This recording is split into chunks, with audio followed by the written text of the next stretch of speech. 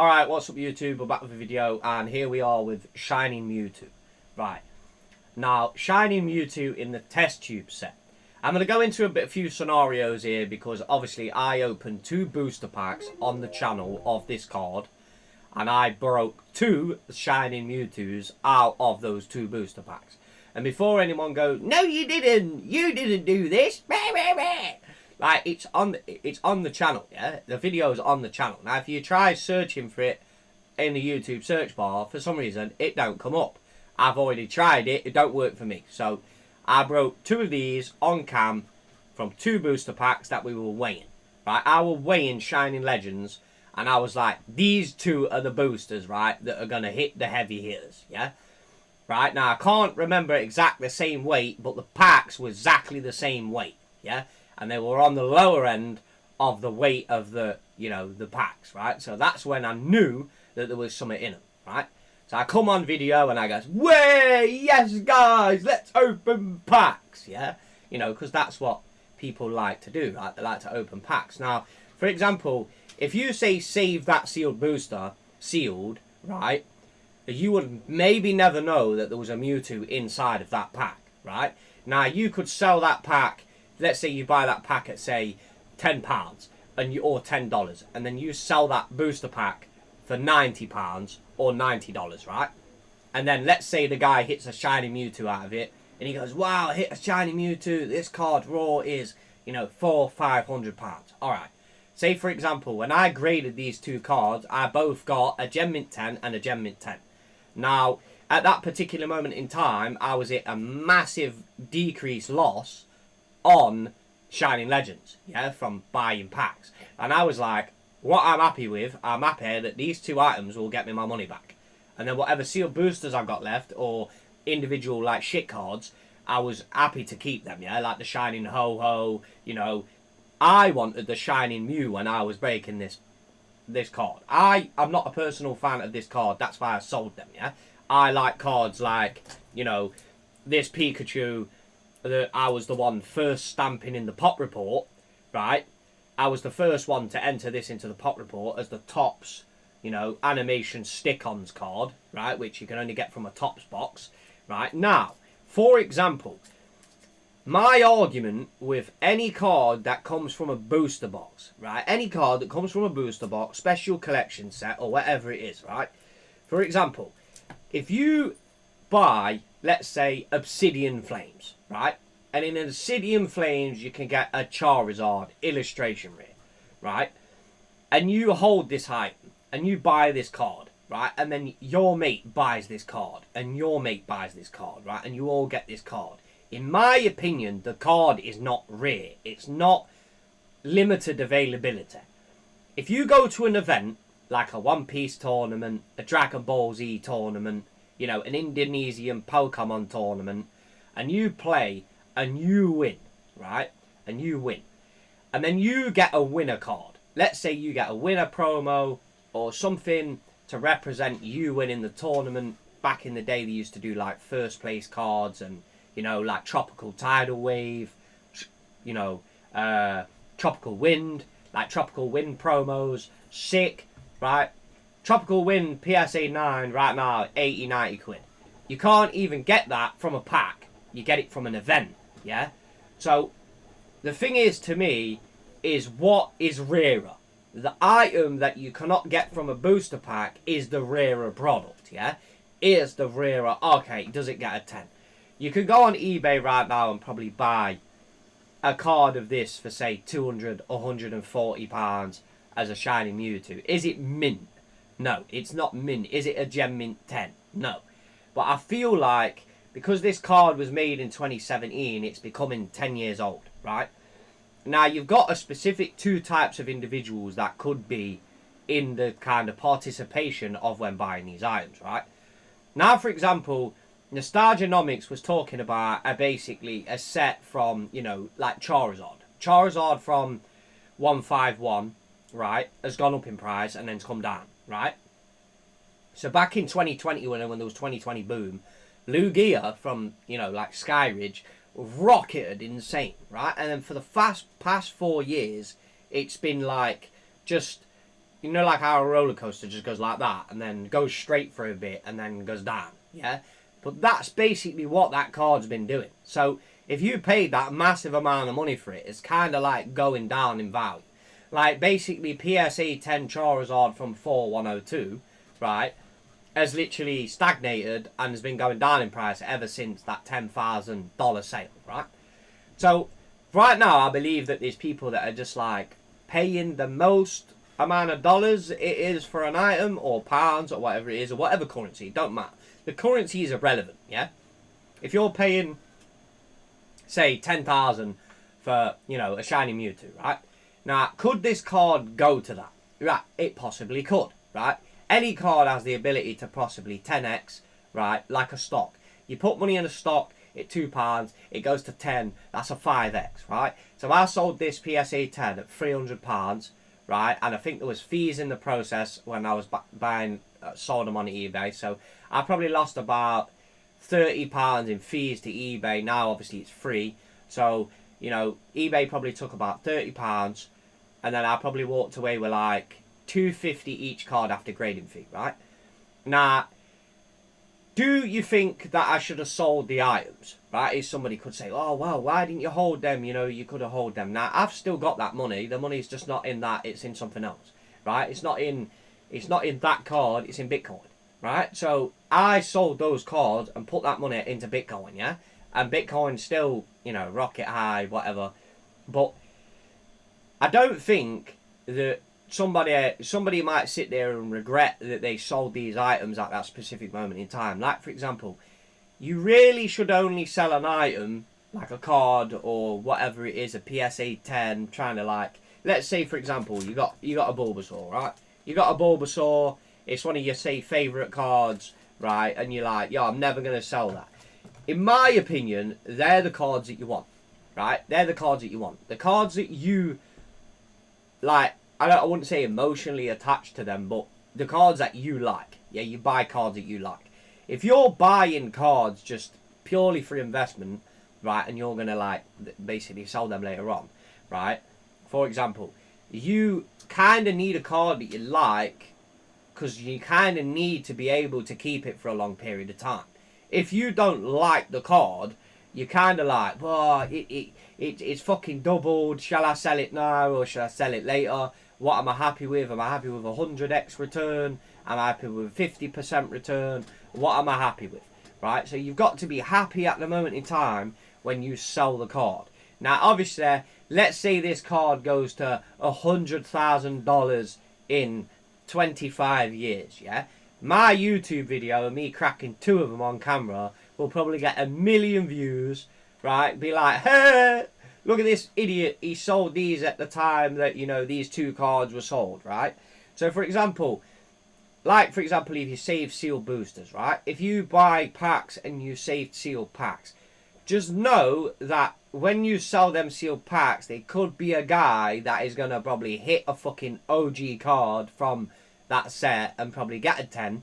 You know, with the cards now and the printing quality has gone up, right?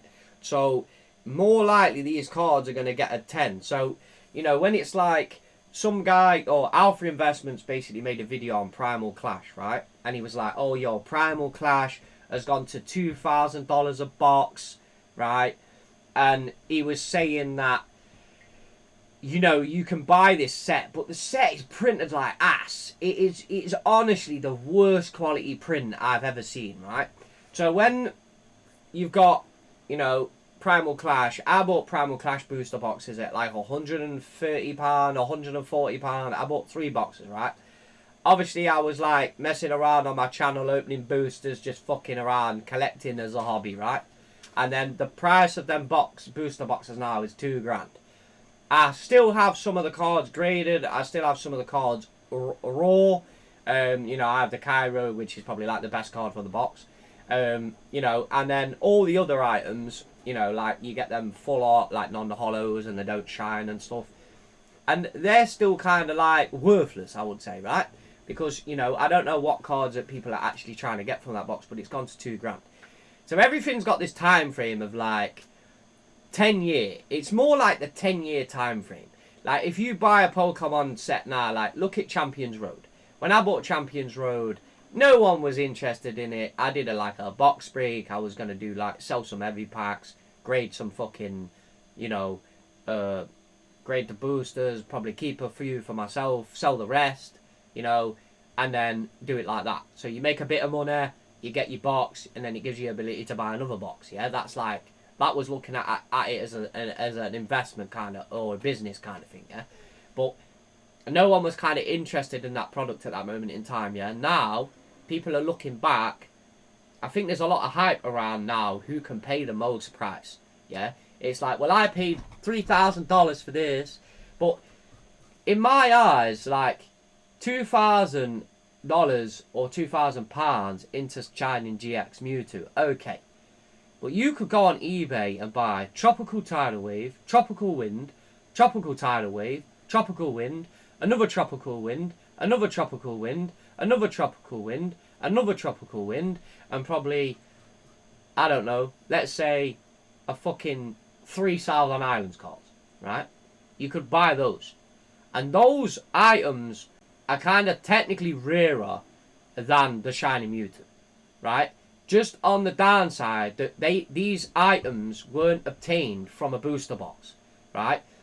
Like, people paying this massive price for Moonbreon, yeah? I remember, you know, 100 Charizards. He was a guy who said, you pull it, you grade it, yeah? You pull it from a pack, you grade it, and that seems what the massive hype is right now. You pull the card, you grade it, that's what I did, right? I pulled these Shiny Mewtwo's from the box, I pulled them, and I sold them, yeah? That's what I did, right? Because I wanted the cash back from the items to basically grow my collection, right? But I still have items that, you know, have appreciated. Some have gone down, some have gone up, right? It's still like, when you get rid of these cards, make sure that you're getting rid of them at the time that you're happy with the money that you're getting from them. Because, you know, if, for example, the currency collapse, these things are worthless. Because no one's going to pay any dollars or pounds, imaginary promissory notes or debt instruments for these, you know, items. Because that's literally what it is, right? It's a debt instrument.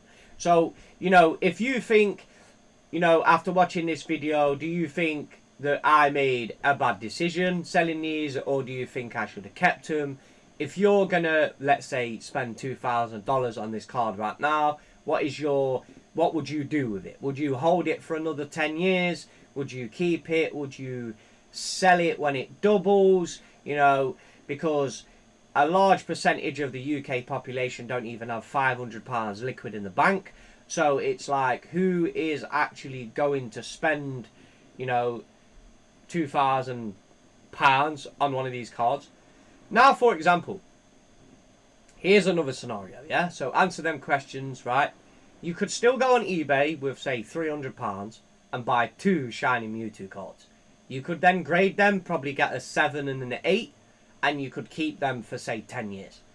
If you buy them and get a 7 and an 8, and let's say you keep them for 10 years, and the 10 becomes, you know, $10,000, right? And it does another 5x from where it is now, right? Then the 9, which is the most mint card, which I always say, I personally could have sold the 2 10s and bought 2 9s if I'd have liked the card. I would have got rid of the most expensive one and then got a 9 if I was, you know, if I liked the card. I probably sold the 10 and got the 9, because I believe as the 10 creeps, or the 10 goes whee and goes up to the moon, you know, basically, right, as you know, most people say in Bitcoin and that, they go cryptocurrency to the moon, right? If it goes to the moon and then you buy the 9, and then the 9, let's say at the time, was £120 and the 10 was 300, if the 300 goes to 10k, then what do you think the fucking 9 does? The 9 goes to 1,000 or 2,000. Do you make the bigger gain over the 10? No. But the times that the card could go up is bigger, right? So if you buy that card at 2,000 and it goes to 10, right? Let's say you buy it at 2,000, it goes to 10,000. That's a 5x, right? So that's 2, 4, 6, 8, 10. Yeah, that's a 5x. 5 times your money, right? Now, let's say you buy the PSA 9 at 120. And the 120, it goes to 1,000. Yeah, so you got 120, 240, 360, 480, 560, yeah, and then you got 680, and you got 9, you know, 990, like 980, yeah. So you've got like that's an 8x, yeah. So you got a bigger gain on the 9 than you did the 10. So you know, you can take what you want from the video, right? Hit me with the comments, give me like a discussion on this one, like what do you think, you know, I should have done? What would have you done at that moment in time? Would you have kept both cards? Would you have sold one? Would you have kept one? You know, just in case the price fluctuates or whatever. Or if it's a card, have you done the particular type of thing? If you don't like the card, do you sell it? You know, like I basically, when you remember when I pulled this, when I was weighing packs, I weighed packs when I pulled this Garchomp V, right? And this card right now is like £50. Now, I like this one. I like this one, right? And I always said, right, if I grade this one and this one's going to get a 10, well, it's going to get a 10 anyway because it's literally pristine, right? There's nothing wrong with it. Edges, corners, you know, face, surface, back is perfect, right? So I know when I send this in, this gets a 10. I'm not going to sell this card because I like it, right? And it would probably only be about £200 as a 10 anyway, which I'm not bothered about, right? So, you know, there's a couple of cards like, say, for example, the Southern Islands Mew. This Southern Islands Mew would probably get a maybe 6, 7 grade because it's got a problem with the back of it. Right, now, will I sell this one? No. I like the card, I'm going to keep the card. That's basically, I like cards that I'm going to keep.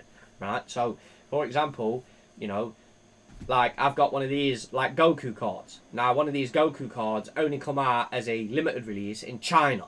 This come out as a limited release in China, right? Can't really see it, right? But this is the card, right? This is the card here, right? So this came out as a limited release in China. And it never came out in English, never came out in any other country. It's literally a Chinese release, right? So, you know, that card as well, I already have one as a 10, right? So, if I grade that one and I get another 10, I'm not going to sell it. Because I like that card, right? And I would like to probably do a video, right, of a different room change. And then have fucking 10 of them behind you, all as PSA 10s, and be like, yo, this card went from, I don't know, fucking £5-10 to fucking £1,000, yeah, as a joke thing, yeah, just because I like the card and that's why I bought it, right? I buy that specific card because I like the card, right? Now, for example, like I'm going on eBay and I've been hitting a specific card, right? Like I've been hitting a card off eBay, I've been buying them all. Obviously, I'm not going to disclose what card it is, right? But I've literally been hitting them every single one.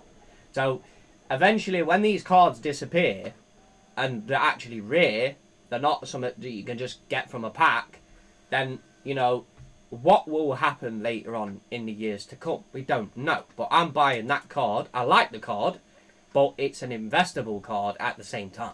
So it's something that I do like, but because I'm buying multiples of them, yeah, if the price goes to ridiculous amounts of money, then I'll probably sell one and keep the rest.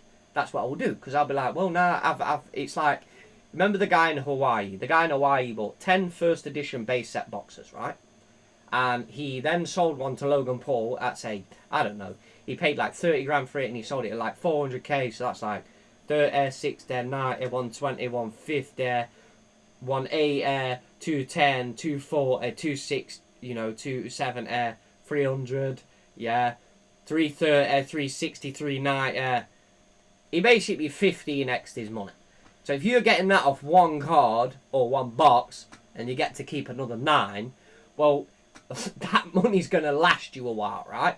And not only that, you can get 100 grand of that money and go buy, say, Paradox Rift booster boxes, right? You can go buy 100 grand's worth of them.